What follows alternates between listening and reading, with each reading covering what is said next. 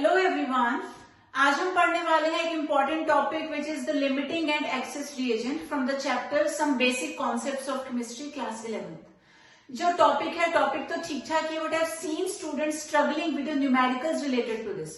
तो थियोरेटिकली तो समझ में आ जाता है, लेकिन इसके न्यूमेरिकल्स को सॉल्व करने में कुछ स्टूडेंट्स को काफी ज्यादा प्रॉब्लम आती है।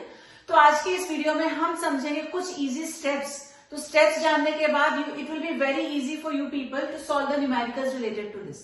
तो पहले बेसिक कॉन्सेप्ट को समझ लेते हैं कि ये है क्या। एक सिंपल एग्जांपल से इसको समझते हैं।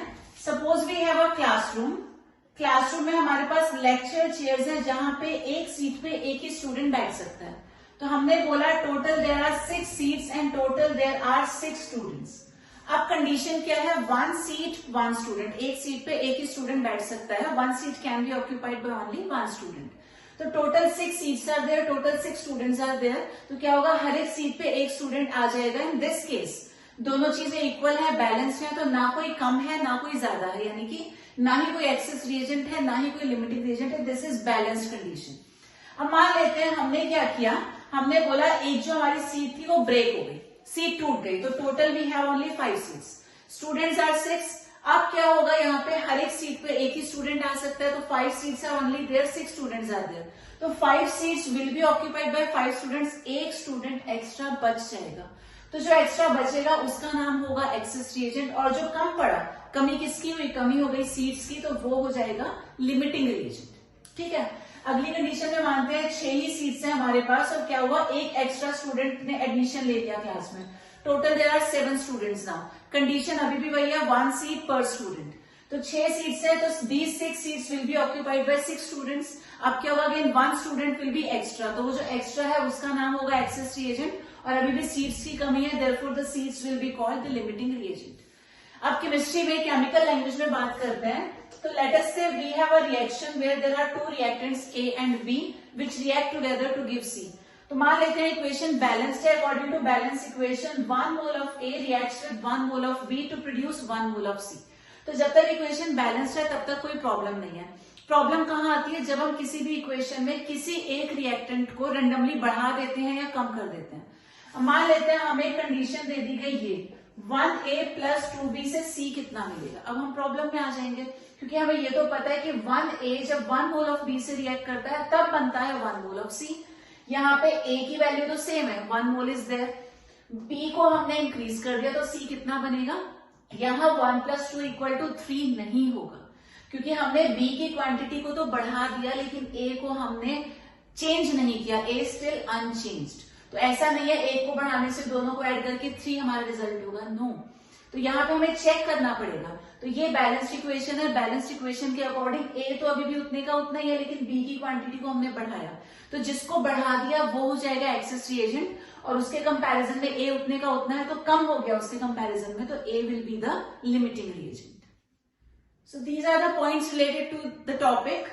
Limiting reagent is the substance which gets completely consumed in a reaction. क्योंकि limiting का मतलब लिमिट में जो कम है वो पूरा का पूरा खर्च हो जाएगा। तो it is completely consumed in a reaction and it decides the amount of product formed. देखो जो चीज ज्यादा है वो तो एक्स्ट्रा बची रहेगी, जो कम है उसके अकॉर्डिंग ही प्रोडक्ट बनेगा। therefore it decides the amount of product formed. और एक्सेस रिएजेंट को कैसे डिफाइन करेंगे? तो it is the substance that remains unreacted in a reaction. Excess है, ऑलरेडी ज्यादा है तो कुछ पार्ट तो उसका यूटिलाइज हो जाएगा, कुछ पार्ट बच जाएगा, तो it remains unreacted in a chemical reaction. इसके बाद अब डिस्कस कर लेते हैं स्टेप्स, जिनकी हेल्प से हम लोग न्यूमेरिकल्स को बहुत इजीली सॉल्व कर सकते हैं। सो न्यूमेरिकल्स सॉल्व करने के लिए जिन स्टेप्स की रिक्वायरमेंट है उनको डिस्कस कर लेते हैं। These are the steps written, simple steps हैं। सबसे पहले आपको इक्वेशन लिखनी है। तो कई बार तो इक्वेशन गिवन होती है, in case it is given ये स्टेप आपका स्किप हो जाएगा। और इक्वेशन लिखने के तुरंत बाद आपने उसको बैलेंस करना है।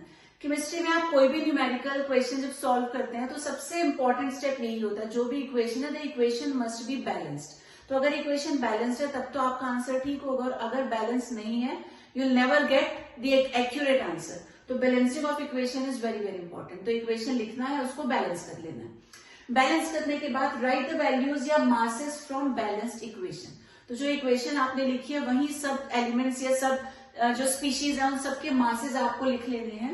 And then write the values given in the question. और उन मासेस के जस्ट बाद अगले स्टेप में आप क्या लिखेंगे, जो भी इक्वेशन में वैल्यूज आपको दे रखी है, ठीक है। तो इक्वेशन लिखा, उसको बैलेंस किया, बैलेंस्ड इक्वेशन के मासेस लिखे, फिर क्वेश्चन में जो दे रखी है वैल्यूज उनको लिखा। उसके बाद आपको अप्लाई करना है unitary method between reactants to identify the limiting reason. तो जो दो रिएक्टेंट्स आपके पास है उनमें सिर्फ उन दोनों में आपको यूनिटरी मेथड लगाना है। जब आप सॉल्व करेंगे वहां से आपको पता चल जाएगा लिमिटिंग रिएजेंट कौन है। तो जैसे लिमिटिंग रिएजेंट को आप आइडेंटिफाई करते हैं, अगले स्टेप में आपको फिर से यूनिटरी मेथड लगाना है, but this time between the limiting reagent and the product. तो दो रिएक्टेंट्स होंगे आपके पास, एक प्रोडक्ट होगा। पहले इन दो रिएक्टेंट्स में अप्लाई किया जाएगा यूनिटरी मेथड, हमें पता चल जाएगा दोनों में से लिमिटिंग रिएजेंट कौन है। तो जो भी लिमिटिंग रिएजेंट है फिर उसमें और फाइनल प्रोडक्ट में यूनिटरी मेथड अप्लाई होगा, इससे आपको आपका आंसर मिल जाएगा। और एक बात और है, अब ये जो स्टेप्स है जरूरी नहीं है हर एक क्वेश्चन को आप इसी मेथड से सॉल्व करेंगे। हमने यहाँ जो कॉन्सेप्ट यूज किया है वो मासेस वाला है। आप लोग चाहे तो नंबर ऑफ मोल के टर्म्स में भी सॉल्व कर सकते हैं, मार्क्स आपको पूरे मिलेंगे, ठीक है। बट एज पर मी ये जो मेथड रहता है सिंपल है, इससे सारे क्वेश्चंस आप इजीली कर लेते हैं। मोल वाले कॉन्सेप्ट में पहले आप मोल्स में कन्वर्ट करते हैं, फिर लास्ट में आपसे मास पूछा जाता है, तो वहां कई बार गड़बड़ या कंफ्यूजन सा हो जाता है। तो बेटर रहता है कि आप मासेस को ही लेकर के चलें, but if you wish you can go for the other concept जो कि है in terms of number of moles. So let us solve a question now. 50 kg N2 and 10 kg H2 are mixed to produce NH3. Identify the limiting reagent and calculate the amount of NH3 formed. तो question clear है, limiting reagent से related है, steps हमें याद होने चाहिए। तो let us solve according to the steps. तो पहला स्टेप है राइटिंग द इक्वेशन। तो हमें पता है N2 is reacting with H2 और जो यहाँ पे प्रोडक्ट है वो है अमोनिया। ये हो गया first step. The second step says equation को बैलेंस करना है। तो नाइट्रोजन आर 2, इस साइड हमने 2 कर दिया नाइट्रोजन, हाइड्रोजन हो गए 6, यहाँ मल्टीप्लाई कर देंगे 3 से, द इक्वेशन इज बैलेंस्ड। अगला स्टेप है writing the values from the balanced equation. सबके मासेस हमको लिखने पड़ेंगे इसी इक्वेशन से। तो जो नाइट्रोजन का मास है वो होता है 14, बट हमारे पास दो नाइट्रोजन है, तो 14 into 2 would give 28 grams. Hydrogen का मास होता है 1, लेकिन टोटल हाइड्रोजन कितने हैं, 3 इंटू 2 6, तो हाइड्रोजन का मास 1 और 6 हाइड्रोजन है, तो ये हमें मिल जाएगा 6 ग्राम्स। अब हम मास कैलकुलेट करेंगे NH3 का। यहाँ पे स्टूडेंट्स अक्सर गलती कर देते हैं, वो मिस्टेक क्या होती है, वो नाइट्रोजन को तो 2 से मल्टीप्लाई कर देते हैं, बट हाइड्रोजन के मास को मल्टीप्लाई करना भूल जाते हैं। So the best way in this case is आप पहले पूरे मॉलिक्यूल का मास कैलकुलेट कर लो, उसके बाद इस 2 से या जो भी नंबर यहाँ दे रखा होगा उससे मल्टीप्लाई करना। तो नाइट्रोजन मास इज 14, हाइड्रोजन का मास हो जाएगा 3, 14 प्लस 3 हो गया 17। Now this 17 into 2 would be equal to 34 grams. अगला स्टेप है writing the values which are given in the question. अब क्वेश्चन में नाइट्रोजन का मास दे रखा है 50 किलोग्राम्स और हाइड्रोजन है 10 किलोग्राम्स। तो किलोग्राम्स को ग्राम्स में कन्वर्ट कर लेते हैं, because these values are in grams. तो नाइट्रोजन हो जाएगा 50,000 ग्राम्स, हाइड्रोजन हो जाएगा 10,000 ग्राम्स, और अमोनिया कितना है ये आपको कैलकुलेट करना है। तो let us put a question mark there. तो हमने सारी वैल्यूज को लिख लिया। Now as per the next step हमें क्या करना है, ये जो दो रिएक्टेंट्स है यहाँ पर लगाना है यूनिटरी मेथड, जिससे हमें पता चल जाएगा लिमिटिंग रिएजेंट क्या है। तो लेट अस अप्लाई। तो हम क्या लिखेंगे, 28 ग्राम N2 रिक्वायर्स। तो 28 ग्राम N2 के लिए रिक्वायरमेंट कितनी है, 6 ग्राम्स H2 की।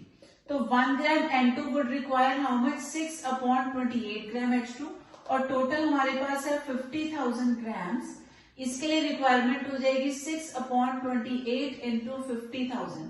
तो ये जब आप कैलकुलेट करेंगे तो समवेयर इतनी वैल्यू इसकी आपको मिलेगी। तो रिक्वायरमेंट कितने की है, 10,714, और हमारे पास अवेलेबल कितना है, सिर्फ 10,000। Requirement is more than 10,000 but available है 10,000, कम अवेलेबल है।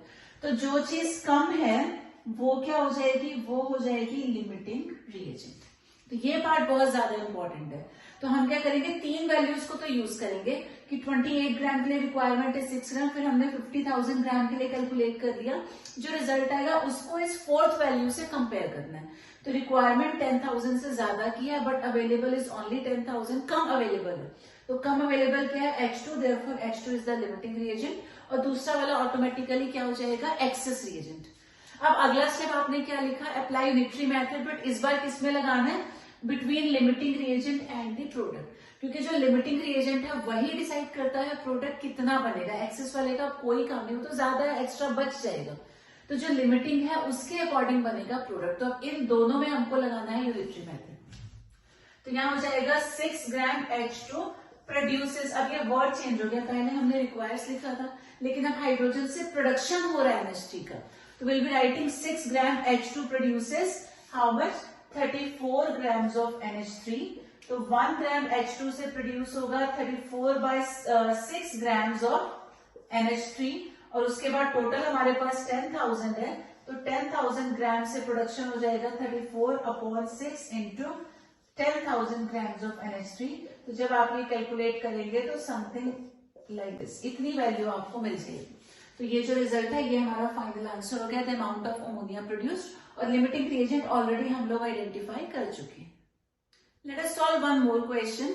तो यहाँ पे 3 चीजें आपको कैलकुलेट करनी है, आपको आइडेंटिफाई करना है लिमिटिंग रिएजेंट, उसके बाद अमाउंट ऑफ अमोनिया फॉर्म्ड, और लास्ट में आपको बताना है अमाउंट ऑफ एक्सेस रिएजेंट जो कि बच जाएगा, which will be left at the end of the reaction.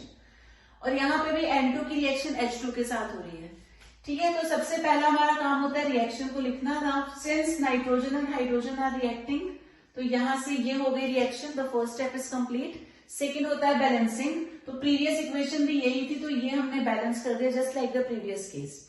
अगला स्टेप है right masses from the balanced equation. तो ये बैलेंस्ड इक्वेशन से सबके मासेस लिख लेते हैं। नाइट्रोजन होता है 14 इंटू 2 हो जाएगा 28 grams, 1 into 6 will give you 6 grams, again 14 + 3 17, ये पूरा 17 इंटू 2 हो गया 34 ग्राम्स। तो ये हमने क्वेश्चन वाली वैल्यूज को लिख लिया। नेक्स्ट स्टेप होता है जो क्वेश्चन में वैल्यूज, सॉरी बैलेंस इक्वेशन वाली वैल्यूज हो गई, अब हमें क्वेश्चन वाली वैल्यूज को लिखना है। तो नाइट्रोजन दे रखा है 2000 ग्राम्स, हाइड्रोजन गिवन है 1000 ग्राम्स, और अमोनिया तो हमें कैलकुलेट करना है, late us put a question mark. अब अगले स्टेप में हमें यहाँ पर लगाना है यूनिटरी मेथड। तो 28 ग्राम N2 requires how much, 6 grams of H2। तो 1 ग्राम के लिए जो रिक्वायरमेंट होगी वो 6/28 ग्राम्स H2 होगी, और 2000 के लिए कैलकुलेट कर लेते हैं, तो 2000 ग्राम्स के लिए हो जाएगा 6/28 इंटू 2000 ग्राम्स ऑफ H2। तो इसे जब हम सॉल्व करेंगे ये नियर अबाउट आपको मिलेगा 428.5 ग्राम्स ऑफ H2, ठीक है। तो रिक्वायरमेंट, हाइड्रोजन की रिक्वायरमेंट है 400 समथिंग, और हाइड्रोजन हमारे पास है कितना, तो I told you in the previous case 3 values को यूज करके फोर्थ वाले से इसको कंपेयर करना होता है। तो रिक्वायरमेंट है 428, बट वी हैव 1000, रिक्वायरमेंट कम है, हमारे पास ज्यादा है। तो जो हमारे पास ज्यादा है वो क्या हो जाएगा, एक्सेस रिएजेंट।